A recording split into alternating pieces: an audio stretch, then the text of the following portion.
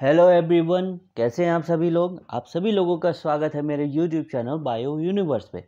आज की इस वीडियो में हम लोग डिस्कस करने वाले हैं क्लास 11th बायोलॉजी की चैप्टर 7 को, जो कि है स्ट्रक्चरल ऑर्गेनाइजेशन इन एनिमल्स। तो इस वीडियो में हम लोग डिस्कस करेंगे अपने टॉपिक को न्यूरल टिश्यू से, और इसके पहले के जितने टॉपिक हैं वो हम लोगों ने ऑलरेडी डिस्कस कर लिया है। अगर आप लोगों ने वो वीडियो नहीं देखा है तो उसकी वीडियो आप लोगों को मेरे चैनल पे मिल जाएगी। आज की इस वीडियो में हम लोग न्यूरल टिश्यू से अपनी डिस्कशन को स्टार्ट करेंगे। तो देर नहीं करते हुए जल्दी से हम लोग अपने डिस्कशन को शुरू करते हैं। तो डिस्कशन को शुरू करने से पहले मैं आप सभी से रिक्वेस्ट करना चाहूँगा कि अगर आप लोग मेरे चैनल पर फर्स्ट टाइम विजिट कर रहे हैं या इससे पहले भी विजिट कर चुके हैं और अभी तक आप लोगों ने मेरे चैनल को सब्सक्राइब नहीं किया है, तो ये मेरी रिक्वेस्ट है आप लोगों से कि मेरे चैनल को सब्सक्राइब कर लीजिए और मेरे वीडियो को अंत तक देखिए। और जब आप लोगों को पसंद आए तो लाइक ज़रूर करें, और जो भी कमी होगी कमेंट बॉक्स में ज़रूर बताइएगा।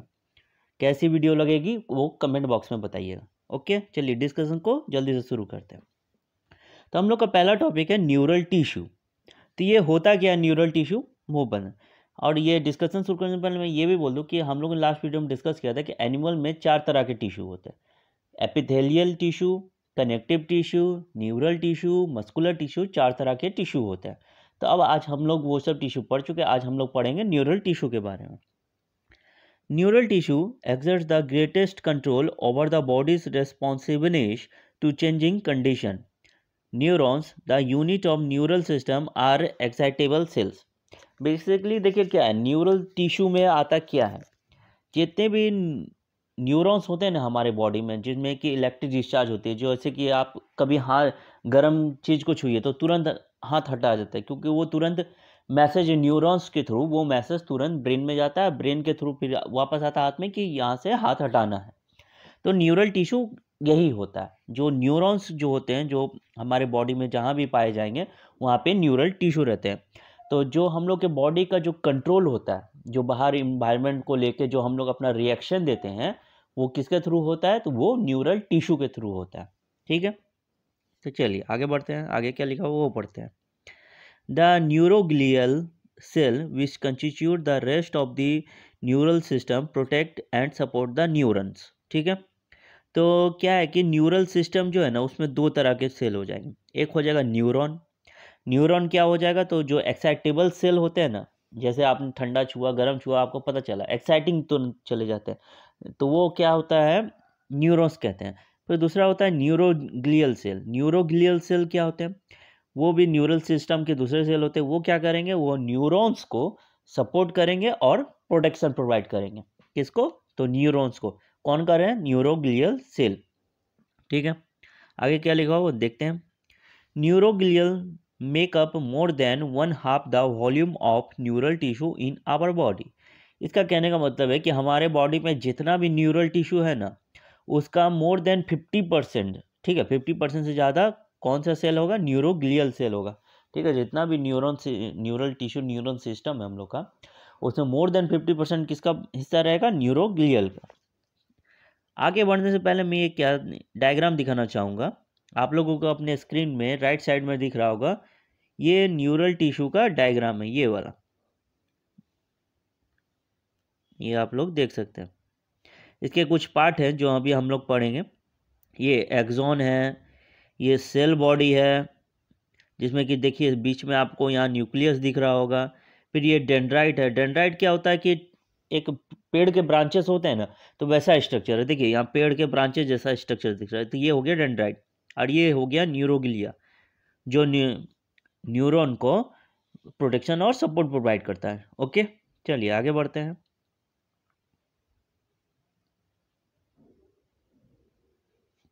तो हम लोग न्यूरल टिश्यू को समझ लिए, न्यूरॉन को समझ लिए कि क्या काम होता है, और न्यूरोग्लिया क्या होता है। देखिए इसमें एक पैराग्राफ है जो मैंने बताया ना कि टच करने पे इलेक्ट्रिकल चार्ज डिस्चार्ज होता है, फिर वो क्या है कि तुरंत ब्रेन में जाता है, फिर वहाँ से मैसेज लेके आता है। देखिए वही चीज़ लिखा हुआ है यहाँ पे।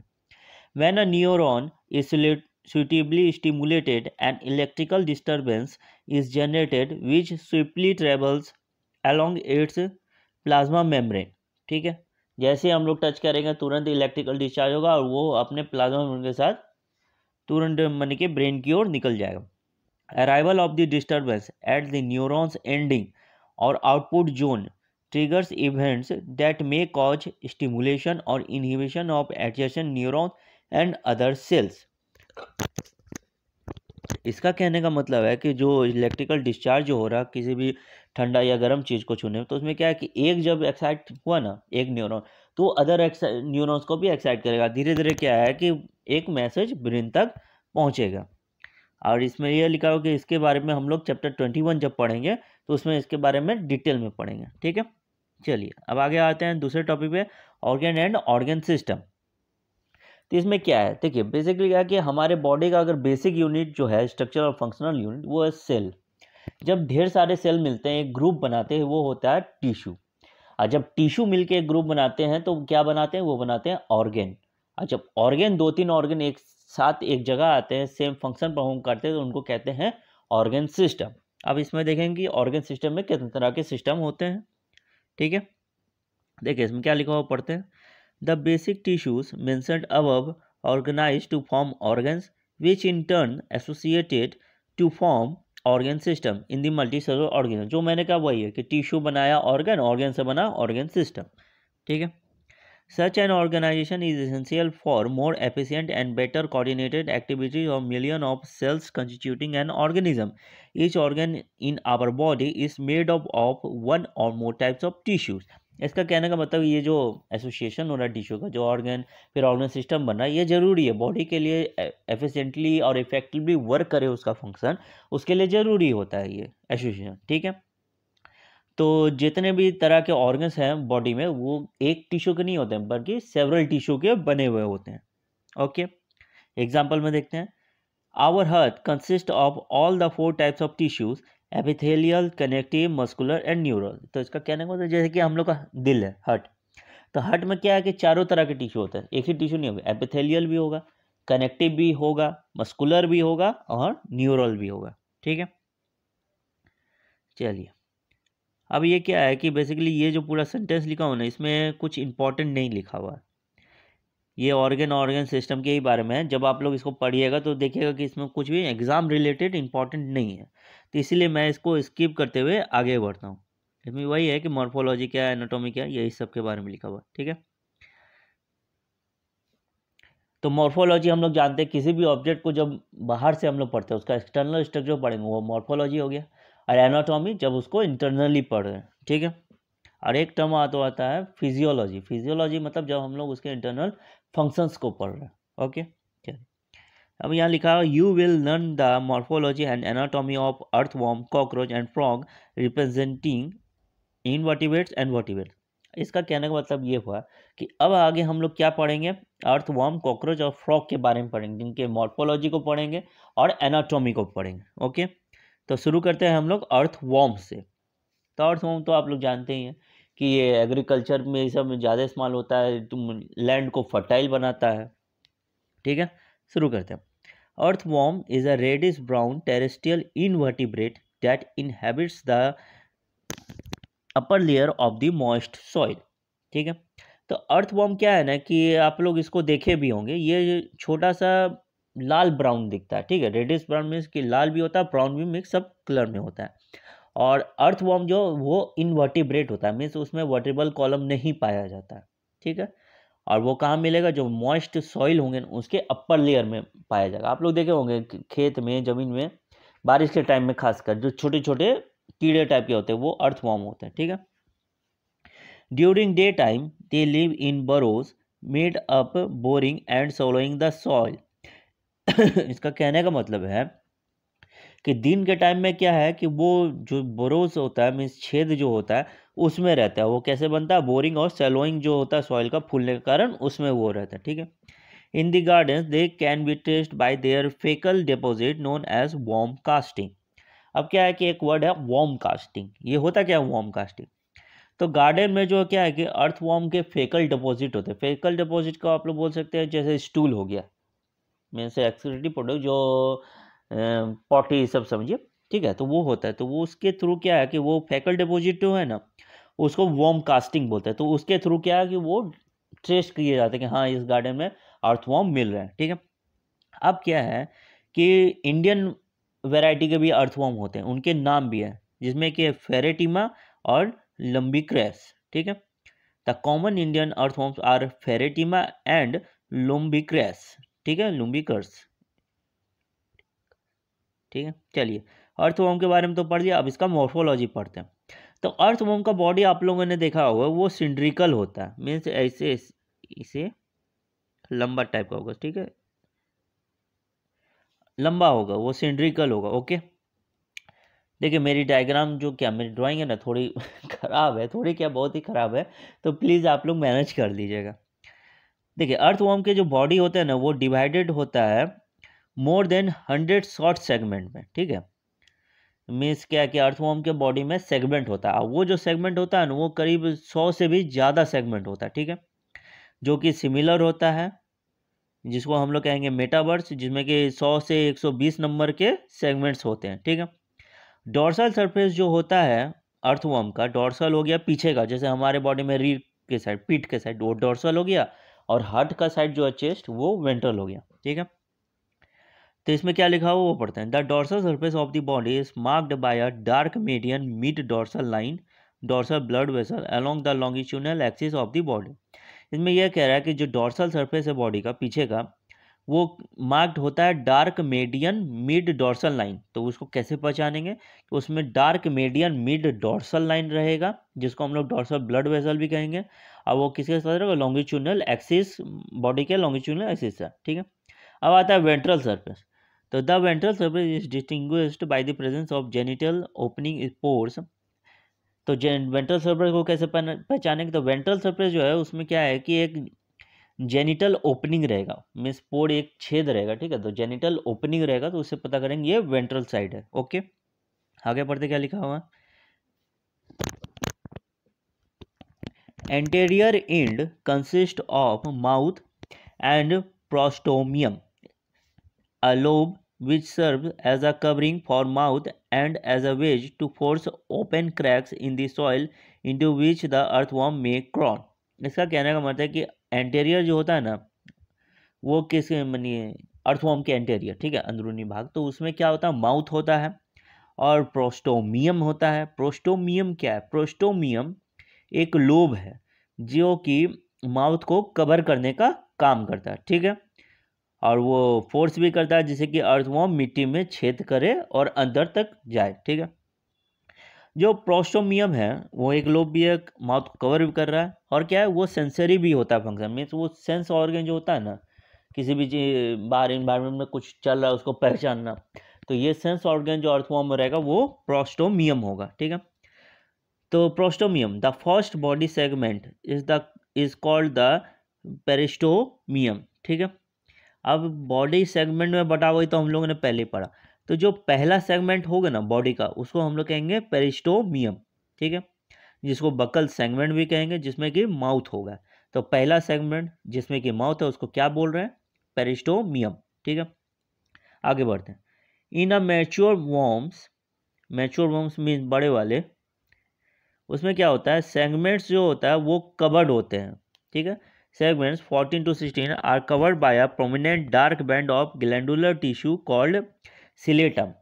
इसमें क्या है कि जो अर्थवर्म बड़े हो जाते हैं उनके जो सेगमेंट्स होते हैं, ठीक है, 14 से 16 वाले सेगमेंट जो नंबरिंग के थ्रू, तो वो कवर्ड होते हैं एक ग्लैंडुलर टिश्यू से। ठीक है, वो ग्लैंडुलर टिश्यू डार्क कलर का होगा, और उस ग्लैंडुलर टिश्यू जिससे वो कवर है उनको क्या बोलेंगे, सिलेटम। ओके, चलिए आगे बढ़ते हैं। The body is divisible into three prominent regions: pre-ciliator, cilitalar and post-cilitalar segments। ठीक है, अब क्या है कि जो अर्थवर्म की जो बॉडी है ना, वो तीन प्रोमिनेंट रीजन में डिवाइड होती है। पहला का नाम है प्री सिलिटेलर, दूसरे का नाम है सिलिटेलर, और तीसरे का नाम है पोस्ट सिलिटेलर। ठीक है, याद रखेंगे, तीन पार्ट होता है। अब कुछ और भी टॉपिक्स हैं, उनको भी कवर करते हैं। देखिए अब आगे क्या लिखा हूँ, 4 pairs of spermatical aperture are situated on the ventrolateral sides of the intersegmental groups, that is 5 to 9 segment। अब क्या है, 5 से 9वां जो सेगमेंट होता है, 5 से 9 ये अर्थवर्म का, वहाँ पे स्पर्मेथिकल पाए जाते हैं। वो एक ऑर्गन होते हैं, उनके 4 पेयर पाए जाएंगे। तो कितने पाए जाएंगे टोटल? 8। 4 पेयर है तो मीन्स 8, एक पेयर में 2।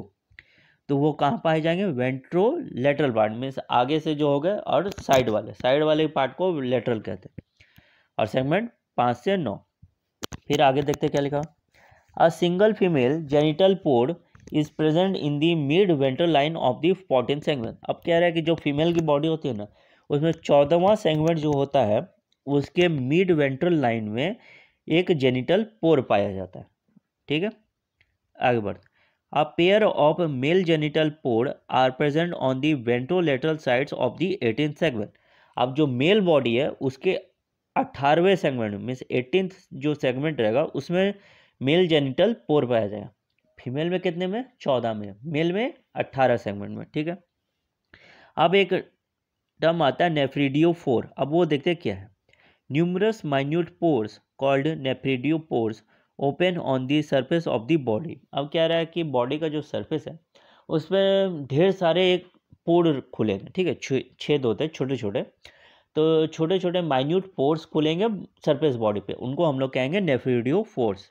ठीक है, आगे देखो। In each body segment except the first, last and the clitellum there are rows of S shaped setae embedded in the epidermal pits in the middle of each segment। तो एक है term सीटेई। सीटेई क्या होता है? क्या है कि जितना भी सेगमेंट है ना अर्थवर्म के बॉडी में, उसमें पहला, लास्ट और सिलेटम वाला छोड़ के एस शेप्ड का रो पाया जाता है। ठीक है, तो एस शेप्ड का जो रो पाया जा रहा है उसको सीटेई कह रहे हैं। ठीक है, चलिए, अब वो कहाँ होगा? जो हर एक सेगमेंट के बीच में रहेगा। ठीक है, सीटेई कैन बी एक्सटेंडेड और रिट्रैक्टेड। सीटेई जो है ना उसको एक्सटेंडेड मीन्स बड़ा भी किया जा सकता है और रिट्रैक्टेड भी किया जा सकता है। ठीक है, और सीटेई का मेन फंक्शन क्या है? तो सीटेई का मेन फंक्शन है लोकोमोशन में। ठीक है, लोकोमोशन जो होगा अर्थवर्म के बॉडी में वो किसके थ्रू होगा? सीटेई के थ्रू। कहीं भी क्वेश्चन आएगा तो आप लोग सॉल्व कर सकते हैं। ठीक है, चलिए अब आते हैं एनाटॉमी में, इंटरनल में। The body wall of the earthworm is covered externally by a thin non-cellular cuticle below which is the epidermis, 2 muscle layers, circular and longitudinal and innermost coelomic epithelium। तो इसमें कह रहा है कि जो बॉडी वॉल है ना अर्थवर्म का, बॉडी वॉल के ऊपर एक कवर है जिसको कहेंगे नॉन सेलुलर क्यूटिकल। वो सेल का नहीं है। ठीक है, इसीलिए नॉन सेलुलर क्यूटिकल कहाँ पाया जाएगा? तो अर्थवर्म के बॉडी सरफेस से ऊपर में। फिर उसके बाद पाया जाएगा एपिडर्मिस, और उसके बाद क्या पाया जाएगा? 2 मसल लेयर। ठीक है, मसल लेयर पाए जाएंगे कितने? 2। ठीक है, और उसके बाद और क्या पाया जाएगा? तो इनर मोस्ट सिलोमिक एपिथेलियम पाया जाएगा। ठीक है, तो नॉन सेलुलर क्यूटिकल हो गए, उसके बाद एपिडर्मिस, फिर उसके बाद 2 मसल लेयर, फिर उसके बाद सिलोमिक एपिथेलियम। ठीक है सॉरी, आगे बढ़ते हैं। The epidermis is made up of a single layer of columnar epithelial cell which contains secretory gland cell। इसमें कह रहा है कि जो एपिडर्मिस है ना इसका अर्थवर्म का, वो किसका बना हुआ रहेगा? तो वो सिंगल लेयर का रहेगा। किसका? Columnar epithelial cell. देखिए, एपिथेलियल सेल भी 3 तरह के होते हैं, स्क्वैमस, क्यूबॉइडल और कॉलमनर। तो ये मैंने अच्छे से ये लास्ट वीडियो में डिस्कस किया हुआ। इसकी वीडियो आप लोगों को मेरे चैनल पे मिल जाएगी, जाके वहाँ पे देख सकते हैं और सारी डाउटें क्लियर हो जाएगी। ठीक है, तो अभी हम लोग को यही समझना है कि अर्थवर्म का जो बॉडी है उसमें जो एपिथेलियल जो टिश्यू पाया जा रहा है वो किसका बना हुआ है? कॉलमनर एपिथेलियल सेल का, और जिसमें क्या होगा? ग्लैंड सेल होगा। ठीक है, तो ग्लैंड सेल कहाँ होगा अर्थवर्म में? एपिथेलियल टिश्यू में, और वो सिंगल लेयर रहेगा। ठीक है, चलिए शुरू करते हैं, आगे बढ़ते हैं। The alimentary canal is a straight tube. Alimentary canal तो स्ट्रेट ही होगा, हमारे बॉडी में भी स्ट्रेट ही होता है, स्ट्रेट ट्यूब रहेगा। And runs between first to last segment of the body. और कहाँ रन करेगा? जो फर्स्ट से लेके लास्ट सेगमेंट रहेगा ना बॉडी, उसके बीच में एलिमेंट्री कैनाल रहेगा। ठीक है, a terminal mouth opens into the buccal cavity 1 to 3 segment which leads into muscular pharynx. इसमें कह रहा है कि जो माउथ है अर्थवर्म का वो 1 से 3 सेगमेंट में मिलेगा। ठीक है, 1 से लेके 3 सेगमेंट तक माउथ रहेगा, वो एक बकल कैविटी में खुलेगा। बकल कैविटी 1 से 3 सेगमेंट रहेगा। ठीक है, जो कि आगे बकल कैविटी से जाके कहाँ ले जाएगा? मस्कुलर फेरिंग्स में। ठीक है, हमारे में भी तो है, मुंह में देखिए माउथ के बाद बकल कैविटी, उसके बाद फेरिंग्स आता है, ठीक है, फिर ओइसोफेगस आता है। ओके, चलिए अब एक स्मॉल नैरो ट्यूब पाया जाता है जिसको ओइसोफेगस कहते हैं, जो कि 5 से 7 सेगमेंट में मिलेगा, ठीक है। फिर उसके बाद मस्कुलर गिजार्ड मिलेगा जो कि 8 से 9 सेगमेंट में मिलेगा। ये जो सेगमेंट है ना, इसको याद कर लीजिएगा, जब भी एग्जाम में क्वेश्चन आएगा कि किस सेगमेंट में क्या पाया जाता है तो आप लोगों को वहाँ पता होना चाहिए, ठीक है। आगे बढ़ते हैं। अब मस्कुलर गिजार्ड का काम क्या है वो पढ़ लेते हैं। It helps in grading the soil particle and decaying leaves. तो मस्कुलर गिजार्ड का काम है सॉइल पार्टिकल्स जो होते हैं ना उसको ग्राइंडिंग करना में, जैसे मिक्सी में कैसे पीसते हैं, तो वो सॉइल पार्टिकल को पीसने का काम करता है मस्कुलर गिजार्ड। किसमें? तो अर्थवॉर्म में। कहाँ पाया जा रहा है? 8 से 9 सेगमेंट में, ठीक है। और जो डिकेइंग लीव, जो मैंने जो सड़े वे लीव्स होंगे, पत्ते होंगे, उनको भी, ठीक है। The stomach extends from 9 to 14 segments. अब स्टोमक कितना से कितना? 9 से 14 तक में स्टोमक मिलेगा, ठीक है। The food of the earthworm is decaying leaves and organic matter mixed with soil. तो अब इसमें ये लिखा हुआ कि अर्थवॉर्म का खाना क्या है, तो सड़ा हुआ जो पत्ता होता है जो डिके हो रहा है, ठीक है, वो, और जो सॉइल में ऑर्गेनिक मैटर है वो, ठीक है। तो वो दोनों क्या आता है? अर्थवॉर्म के, कह सकते हैं कि खाना है। Okay. Calciferous glands present in the stomach neutralize the humic acid present in humus। अब एक ग्लैंड है जिसका नाम है कैल्सीफेरस ग्लैंड। इसका काम क्या है? ये क्या है कि अर्थवॉर्म के स्टोमक में प्रेजेंट रहेगा और वहाँ जो ह्यूमस में जो ह्यूमिक एसिड होगा ना उसको न्यूट्रलाइज में उसको ख़त्म कर देगा, जीरो पे ला देगा, ठीक है। तो ह्यूमस में ह्यूमिक एसिड है, उसको न्यूट्रलाइज कौन कर रहा है? उसको कैल्सीफेरस ग्लैंड कर रहा है। अब कहाँ पाया जा रहा है? स्टोमक। चलिए आगे बढ़ते हैं। Intestine starts from 15 segment. तो अब 14 तक पढ़ लिए, अब आते 15 में। तो 15 सेगमेंट से क्या स्टार्ट हो रहा है? इंटेस्टाइन, ठीक है। और वो इंटेस्टाइन जो 15 से शुरू होगा वो लास्ट सेगमेंट तक कंटिन्यू रहेगा, ठीक है। A pair of short and conical intestinal से कि project from the intestine on the 20th segment. अब क्या है कि एक शॉर्ट और कॉनिकल शेप का इंटेस्टिनल पार्ट मिलता है जो कि 20th सेगमेंट में मिलेगा, ठीक है। अब आगे बढ़ते हैं। अब एक वर्ड आता है टिफ्लोसोल। टिफ्लोसोल क्या होता है वो देख लेते हैं, ठीक है।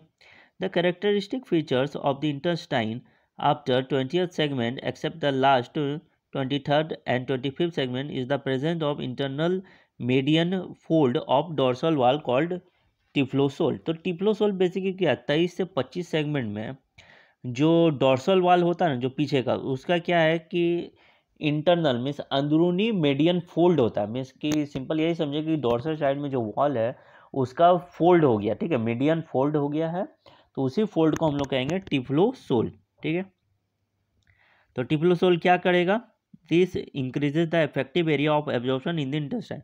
तो इंटेस्टाइन में जो एब्जॉर्ब करने का एरिया उसको बढ़ाएगा। कौन बढ़ाएगा? टिफ्लोसोल। ओके, आगे बढ़ते हैं। The alimentary canal opens to the exterior by a small rounded aperture called anus. अब ये कह रहा है कि एलिमेंट्री कैनाल जो है वो ओपन कहाँ होगा? एक्सटीरियर में, मीन्स बाहर की ओर। कैसे? तो एक छेद के थ्रू, एक होल रहेगा, एक स्मॉल राउंडेड अपर्चर कहेंगे। तो एलिमेंट्री कैनाल एक अपर्चर के थ्रू ओपन होगा बाहर में, जिसको कहेंगे एनस। और उससे क्या, जितने भी एक्सक्रीटिव प्रोडक्ट है वो एनस के थ्रू होता है। ह्यूमन बॉडी में भी ऐसा ही होता है, ठीक है। अब आगे बढ़ते हैं। The ingested organic rich soil passes through the digestive tract where digestive enzymes break down complex food into similar absorbable unit. These simpler molecules are absorbed through intestinal membranes and are utilized। इसमें कहना है कि जो organic material गया ना body में, तो digestive system जो है वहाँ डाइजेस्टिव इंजाइम है, तो वो क्या करेंगे, जो कॉम्प्लेक्स फॉर्म है उसको ब्रेक डाउन करके सिंपलर में कन्वर्ट कर देंगे। अब जब वो सिंपलर में होगा तो फिर उसको जो डाइजेस्टिव इंजाइम के जो पार्ट्स होते हैं वो क्या करेंगे, उसको डाइजेस्टिव ट्रैक्ट के उसको एब्जॉर्ब कर लेंगे, ठीक है, और फिर यूटिलाइज करेंगे, ठीक है। अब है फेरेटीमा। तो Pheretima exhibit a close type of blood vascular system consisting of blood vessels, capillaries and heart. अब फेरेटीमा क्या है कि देखे थे अभी हम लोग कि वो भी एक सेगमेंट का नाम है। तो फेरेटीमा क्या है? उसमें क्या होता है कि क्लोज टाइप का ब्लड वस्कुलर सिस्टम मिलता है, ठीक है। तो अभी देखे थे हम लोग कि इंडियन ओरिजिन का अर्थवर्म रहता है, ठीक है, उसको क्या बोलते हैं हम लोग, फेरेटिमा कहते हैं। तो वो फेरेटिमा में जो ब्लड वस्कुलर सिस्टम होगा वो कैसा रहेगा, क्लोज्ड रहेगा, ठीक है। तो दो तरह के ब्लड वस्कुलर सिस्टम होते हैं, ओपन और क्लोज। तो इसमें कैसा है, वो अर्थवर्म में क्लोज्ड है, जिसमें कि ब्लड वेसल रहेगा, कैपिलरीज रहेगा और हार्ट रहेगा, ठीक है। Due to closed circulatory system the blood is confined to the heart and blood vessel.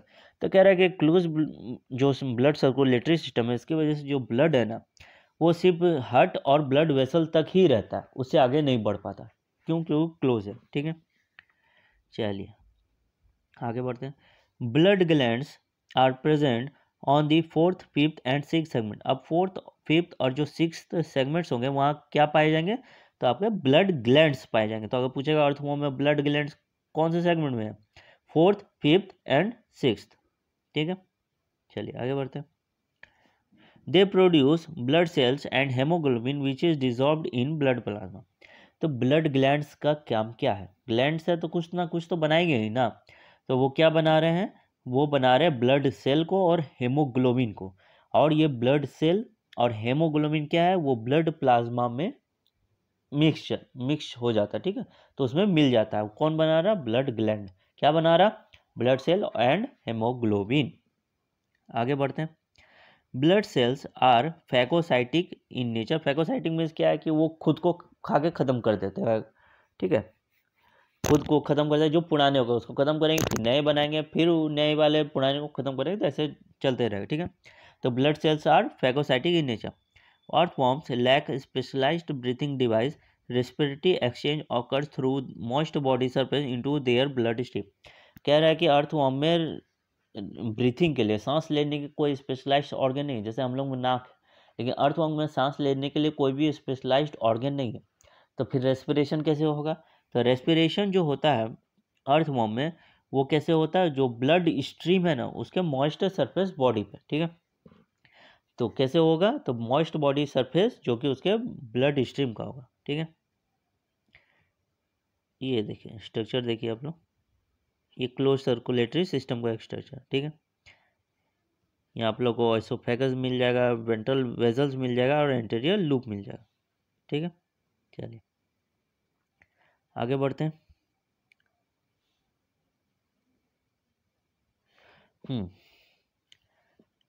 The excretory organs occur as segmentally arranged coiled tubules called nephridia. अब एक टर्म आता है नेफ्रेडिया, ये क्या होता है, ये नेफ्रेडिया बेसिकली क्या है कि एक्सक्रीटरी ऑर्गन है, लेकिन ये क्या है कि कॉइल्ड शेप में अरेंज्ड है, ठीक है। इसमें देखिए लिखा हुआ है the excretory organs occur as segmentally arranged coiled tubules, ठीक है। जो एक्सक्रीटरी ऑर्गन्स है जिनसे कि एक्सक्रीटरी प्रोडक्ट बाहर निकल रहा है, वो सेगमेंट उनका भी बना हुआ और वो कॉइल्ड है, ठीक है, गोल गोल करके कॉइल्ड ट्यूबल्स बने हुए हैं, तो उनको क्या कहेंगे, नेफ्रेडिया, ओके। तो नेफ्रेडिया में कंफ्यूजन नहीं करना, बेसिकली बस यही समझना कि जो एक्सक्रीटरी प्रोडक्ट अर्थवर्म के जो कॉइल्ड शेप में मिलेंगे उनको कहेंगे हम लोग नेफ्रेडिया, और ये क्या है, एक्सक्रीटरी ऑर्गन्स, ओके। तो नेफ्रेडिया जो होते हैं वो तीन तरह के होते हैं, ठीक है। एक होता है सेप्टल नेफ्रेडिया, दूसरा होता है इंटेगुमेंट्री नेफ्रेडिया और तीसरा होता है फेरेंजियल नेफ्रेडिया। सॉरी। अब आते हैं सेप्टल नेफ्रेडिया क्या होता है, एक एक करके समझते हैं। Septal nephridia present on both sides of intersegmental septa of segment 15 to the last that opens into intestine, ठीक है। तो सेप्टल नेफ्रिडिया क्या है कि वो इंटरसेगमेंटल सेप्टा जो होता है ना उसके दोनों साइड में मिलेंगे, और ये इंटरसेगमेंटल सेप्टा कहाँ होगा, 15th सेगमेंट में, ठीक है। तो उसके दोनों साइड में मिलेगा और ये क्या करेगा, इंटेस्टाइन में सीधा ओपन होगा, ठीक है। इसीलिए इसको बोलेंगे सेप्टल नेफ्रिडिया, क्योंकि ये इंटरसेगमेंटल सेप्टा में मिल रहा है, सेप्टा से देखिए ना मिल रहा है, सेप्टल नेफ्रिडिया इंटरसेगमेंटल सेप्टा, ठीक है। और ये कहाँ ओपन होगा, इंटेस्टाइन में। अब दूसरा होता है इंटेगुमेंट्री नेफ्रिडिया। ये क्या होता है, integumentary nephridia attached to lining the body wall of segment 3 to the last that opens on the body surface. अब क्या है, इंटेगुमेंट्री नेफ्रिडिया जो है ना, वो जो बॉडी वॉल का लाइनिंग होता है ना, सेगमेंट 3 के बॉडी वॉल का जो लाइनिंग है वहाँ पे क्या मिलेंगे, इंटेगुमेंट्री नेफ्रिडिया, ठीक है। तो सेगमेंट 3 के बॉडी वाल के लाइनिंग में ये अटैच रहेंगे और ये कहाँ खोलेंगे, ये डायरेक्ट बॉडी सरफेस पे खोलेंगे, ठीक है। याद रखेंगे कि सेगमेंट 3 के बॉडी वाल के लाइनिंग में है इंटेगुमेंट्री नेफ्रिडिया और ये बॉडी सरफेस पे खोल रहे हैं। अब तीसरा आता है फेरेंजियल नेफ्रिडिया, ये क्या है ये भी देख लेते हैं। Pharyngeal nephridia present as 3 paired tufts in the 4th, 5th and 6th segment. अब क्या है कि फेरेंजियल नेफ्रिडिया जो है वो 4th, 5th और 6th सेगमेंट में मिलेगा, किसमें, 4th, 5th और 6th, ठीक है। और 3 पेयर्ड मीन्स पेयर्ड फॉर्म में मिलेगा, ठीक है। These different types of nephridia are basically similar in structure. जो 3 तरह के हम लोग नेफ्रिडिया देखा, सेप्टा, इंटेगुमेंट्री और फेरेंजियल, ये तीनों स्ट्रक्चर में एक जैसे दिखेंगे, ठीक है, याद रखेंगे। Nephridia regulate the volume and composition of the body fluid. तो बॉडी में जो फ्लूइड मिल रहे हैं, जो ब्लड ये सब हो गया, उनके वॉल्यूम को और उनके कंपोजिशन को, कि मैंने वो किस किस चीज़ से बने हुए हैं, वो रेगुलेट करेंगे, उसको कंट्रोल में रखेंगे, ठीक है। चलिए अब आगे बढ़ते हैं। अब है नर्वस सिस्टम, अर्थवर्म का nervous system. Nervous system is basically represented by ganglia arranged segment wise on the ventral paired nerve code. अब नर्वस सिस्टम जो है ना अर्थवर्म में, वो क्या एक वर्ड है गैंग्लिया, उसके थ्रू रिप्रेजेंट होगा। तो गैंग्लिया हम लोग देखेंगे समझ जाएंगे ये नर्वस सिस्टम का पार्ट है अर्थवर्म में, ठीक है। ये कहाँ होगा, ये सेगमेंट वाइज में, ये भी मानी कि सेगमेंट वाइज अरेंज्ड रहेगा। कहाँ, तो वेंट्रल पेयर्ड नर्व कोड जो होंगे उनके वेंट्रल साइड में, ठीक है, paired nerve code. The nerve code in the anterior reason 3 and 4th segment bifurcates laterally encircling the pharynx and join the cerebellar ganglia dorsally to form a nerve ring। मैं कह रहा है कि nerve code जो है अंदरूनी reason में, anterior reason में 3 से 4 सेगमेंट में, तो ये जो नर्व कोड है बाइफरकेट कर जाएगा, मीन्स डिवाइड कर जाएगा और फिर एक सर्कल बनाएगा फेरिंग्स के चारों ओर, और फिर सेरेब्रल गैंग्लिया जो है उनको ज्वाइन करते हुए एक नर्व रिंग बनाएगा। तो नर्व रिंग कौन बना रहा, नर्व कोड, ठीक है।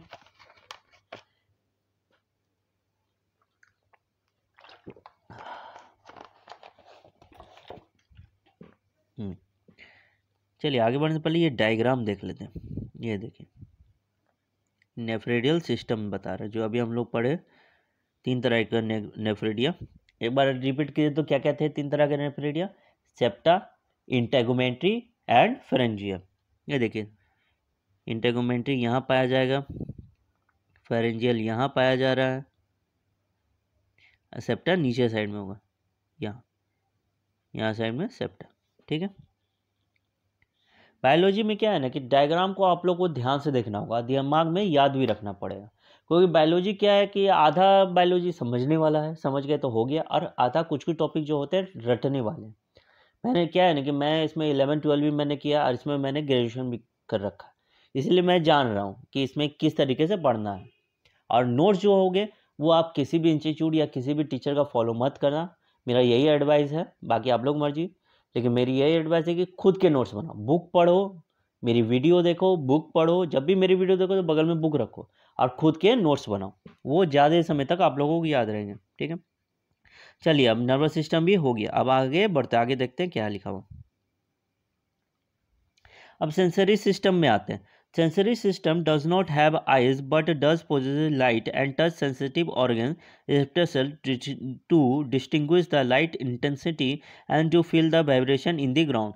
इसमें कह रहा है कि अर्थवर्म के पास आँख होता नहीं है, ठीक है, सेंसरी सिस्टम में आँख नहीं होता, लेकिन सेंसर कैसे काम करेगा, तो उसमें वो लाइट और जो टच होता है उसको वो माने कि सेंसिटिव ऑर्गन उसको रिस्पेक्ट क्या बोलते हैं उसको, सॉरी, हाँ, रिएक्शन देता है उसके, जो लाइट पड़ रहा है, जो टच हो रहा है, वो उसका रिसेप्टर सेल होता है, ठीक है, वो उसके अगेंस्ट वो रिएक्शन देता है, और फिर उसमें क्या है कि वो लाइट इंटेंसिटी को अलग करता है, कि मीन्स कितना लाइट है बाहर, कितनी धूप है, कितना नहीं, उसमें अलग कर पाता है, और जो टच होता है उसको वाइब्रेशन के थ्रू समझ पाता है, ठीक है। आगे बढ़ते हैं। अब एक वर्ड है केमो रिसेप्टर। केमो रिसेप्टर क्या होता है, जिसको टेस्ट रिसेप्टर कहते हैं, केमो से पता चल रहा होगा केमिकल का बात हो रहा है, ठीक है। तो worms have specialized chemoreceptors, taste receptor which react to chemical stimuli. ठीक है, तो कुछ भी केमिकल स्टिमुलाई होगा मीन्स कुछ भी खाएगा तो उसका टेस्ट कौन बताएगा? Chemoreceptor. ठीक है, these sense organs are located on the anterior part of the worm. Worm के एंटीरियर पार्ट में होंगे सेंस ऑर्गन, तो सेंस ऑर्गन कहाँ होंगे? वर्म के एंटीरियर पार्ट में। Earthworm is hermaphrodite bisexual, that is testes and ovaries are present in the same individual. इसका कहने का मतलब है कि अर्थवर्म जो है ना, मेल फीमेल जो है एक ही बॉडी में, उसी में मेल ऑर्गन भी है फीमेल ऑर्गन भी है, तो वो बाइसेक्सुअल हो गए और उनके लिए एक और वर्ड है क्या? हर्माफ्रोडाइट। ठीक है, याद रखेंगे कि अर्थवर्म के मेल फीमेल एक ही बॉडी में पाए जाते हैं। ठीक है, अलग अलग नहीं। There are 2 pairs of testes present in the 10th and 11th segments. तो क्या है कि 10th और 11th सेगमेंट में क्या पाए जा रहे हैं? 10th और 11th सेगमेंट में टेस्टीज है 2 पेयर के। ठीक है, वास डिफरेंशिया रहेंगे, ये आपको टेस्टिस में पाए जाएंगे, ये 18th सेगमेंट में रहेंगे। फिर आपका 17 और 19 सेगमेंट्स में एसेसरी ग्लैंड पाए जाएंगे। फिर एक मिनट, फिर 18th सेगमेंट में आते हैं, तो 18th सेगमेंट में क्या पाए जाएंगे? मेल जेनेटियर पोर पाए जाएंगे। ठीक है, 18th सेगमेंट में मेल जेनेटियर पोर पाए जाएंगे। इनका सिर्फ यही याद रखना है कि किस सेगमेंट में क्या मिल रहा है, बाकी उतना इंपॉर्टेंट नहीं है इसमें कुछ, इसलिए मैं स्किप करते हुए आगे बढ़ रहा हूँ। 6th to 9th सेगमेंट में जब आएंगे तो उसमें इस पर मैथिकी पाए जाएंगे। ठीक है, आगे बढ़ते हैं। अब फीमेल में क्या है कि जब 12th और 13th सेगमेंट, क्यों फीमेल मेल फीमेल तो एक ही में है, 12th और 13th सेगमेंट में क्या मिलेगा? ओवरीज मिलेगा। ठीक है, देखिए टेस्टिस कहाँ था? 10th और 11th में। ओवरीज कहाँ है? 12th और 13th में। और 14th सेगमेंट में क्या मिलेगा? वहाँ फीमेल जेनिटल पोर मिलेगा। ठीक है, मेल जेनिटल पोर कितने में मिल रहा था? 18th में, और 14th में फीमेल जेनिटल पोर। ठीक है, अब mutual exchange of sperm occurs between 2 worms during mating. अब इसमें क्या कह रहा है कि एक म्यूचुअल एक्सचेंज होता है स्पर्म्स का। ठीक है, 2 वर्म्स में, जब 2 वर्म्स आपस में मिलते हैं तो उसमें जो स्पर्म का म्यूचुअल एक्सचेंज होता है। ठीक है, एक से दूसरे की तरफ जाता है। ठीक है, एक वर्ड आता है स्पर्मेटोफोर्स, वो क्या होता है वो देख लेते हैं। One worm has to find another worm and they mate juxtaposing opposite gonadal openings exchanging packets of sperm, spermatophores. तो स्पर्म में जब 2 वर्म मिलेंगे तो आपस में स्पर्म एक्सचेंज करेंगे, तो जो स्पर्म एक्सचेंज कर रहे हैं ना वो एक पैकेट में कर रहे हैं। ठीक है, उनका अपना एक बना हुआ पैकेट होता है, तो जो स्पर्म का पैकेट होता है ना उसी को कहते हैं स्पर्मेटोफोर्स। ठीक है, फिर क्या होता है? जो मैच्योर स्पर्म होता है मीन्स जो डेवलप हो जाएंगे, तो mature sperm and egg cells and nutritive fluid are deposited in the cocoons produced by the gland cells of सीटेलम। ठीक है, तो सिलेटम स्लीटेलम। ठीक है, स्लीटेलम जो होते हैं उनके ग्लैंड सेल जो होंगे ना, स्लीटेलम के ग्लैंड सेल में कुकुन्स बनते हैं, और उन कुकुन्स में क्या होता है? उन कुकुन्स में मैच्योर स्पर्म होंगे, एक सेल होगा और न्यूट्रिटिव फ्लूइड होगा। ठीक है, वो रहेगा कुकुन में, और कुकुन किसके थ्रू बन रहा है? सिलिटेलम के ग्लैंड सेल्स के थ्रू। ठीक है, कुकुन्स बेसिकली क्या है कि जैसे सेल को बनाया जाता है तो आप लोग देखिए किसी पत्ते में कैटरपिलर सब एक अपने ऊपर एक नेट बना लेता है व्हाइट कलर का, उसके अंदर कैटरपिलर, उसी को कुकुन्स बोलेंगे। ठीक है, चलिए, fertilisation and development occurs within the cocoons which are deposited in soil. तो कुकुन्स में क्या है? एग भी आ गया, स्पर्म भी आ गया, न्यूट्रिटिव सॉइल मीन्स फ्लूइड भी आ गया, तो उसको सब मिल गया। अब वो फर्टिलाइजेशन करेगा, फर्टिलाइजेशन और डेवलपमेंट कहाँ होगा? कुकुन्स में होगा। ठीक है, फिर वो कुकुन्स रहेगा सॉइल में, और वहाँ से नए अर्थवर्म का मीन्स बर्थ होगा। ठीक है, the ova eggs are fertilise by the sperm cells. देखिए यहाँ लिखा हुआ कि ओवा फर्टिलाइज होगा स्पर्म सेल्स के थ्रू कुकुन्स में। फिर उसके बाद वो क्या होगा? फिर वो स्लिप ऑफ हो जाएगा वर्म का, और फिर उसके बाद वो डिपोजिटेड होगा सॉइल में। कुकुन्स कहाँ डिपोजिट होगा? सॉइल में। द कुकुन होल्ड्स वर्म एम्ब्रायोस, जो ये वर्म का जो एम्ब्रायोस होता है वो कहाँ रहेगा? एम्ब्रायोस रहेगा कुकुन में। और 3 वीक के बाद, ठीक है, आफ्टर अबाउट 3 वीक्स, 3 हफ्ते के बाद हर एक कुकुन जो बना ना वो कितना 2 से 20 बेबी वर्म्स को निकाले। बताइए, एक कुकुन बना और एक कुकुन में 2 से 20 अर्थवॉर्म निकल रहे हैं, ठीक है। चलिए, development of earthworm is direct, means there is no larva form. क्या डेवलपमेंट होता है दो तरह का, डायरेक्ट इनडायरेक्ट। तो डायरेक्ट हो जाता है जिसमें कि लार्वा नहीं बनता, और इनडायरेक्ट हो जाता है जिसमें कि पहले लार्वा बनेगा फिर एडल्ट बनेगा। तो अर्थवॉर्म का डेवलपमेंट कैसा है, डायरेक्ट, उसमें मीन्स कोई लार्वा नहीं बनेगा, ठीक है। और क्या लिखा, earthworms are known as friends of farmers because they make burrows इन द soil and make it porous which help in respiration and penetration of the developing plant roots. The process of increasing fertility of soil by earthworm is called vermicompositing. They are also used as bait in game fishing. अब earthworm का क्या है कि कुछ इस्तेमाल भी होता है, ह्यूमन बीइंग के, फार्मर्स के फ्रेंड कह ले जाते हैं। देखिए, पहला तो सॉइल का फर्टिलिटी इंक्रीज करता है अर्थवॉर्म, तो वो जो प्रोसेस है ना उसको कहेंगे वर्मी कंपोजिटिंग। ये भी टर्म याद रखेगा, वर्मी कंपोजिटिंग। कौन सा, क्या कहते हैं वर्मी कंपोजिटिंग का मतलब, कि अर्थवॉर्म जो सॉइल का फर्टिलिटी बढ़ा रहा है, ठीक है। फिर क्या है कि सॉइल में वो होल भी बनाता है, पोरस बना देता है, जिससे कि रेस्पिरेशन और पेनिट्रेशन भी होता है। रेस्पिरेशन होगा, पेनिट्रेशन किसका होगा, प्लांट रूट का, ईजिली पेनिट्रेट कर जाएगा, ठीक है। और क्या करेगा, जब देखिएगा टीवी में देखा होगा, जब मछली पकड़ना है ना तो वो उसमें चारा का काम करता है, ठीक है। तो अब आगे की जो टॉपिक है कॉकरोच, ये हम लोग डिस्कस करेंगे अपने अगले वीडियो में। अब मैं क्या यहाँ वीडियो को एंड करना चाहूँगा, और उम्मीद करूँगा कि आप लोगों को मेरी वीडियो अच्छी लगी हो, और अच्छी लगी हो तो प्लीज़ लाइक ज़रूर कीजिए। और जाते जाते मैं आप लोगों को सभी से रिक्वेस्ट करना चाहूँगा, याद दिलाना चाहूँगा कि लाइक करना नहीं भूलिए और सब्सक्राइब करना भी नहीं भूलिए। चलिए, अब हम लोग जल्दी अपने अगले वीडियो में मिलते हैं, तब तक के लिए बाय बाय।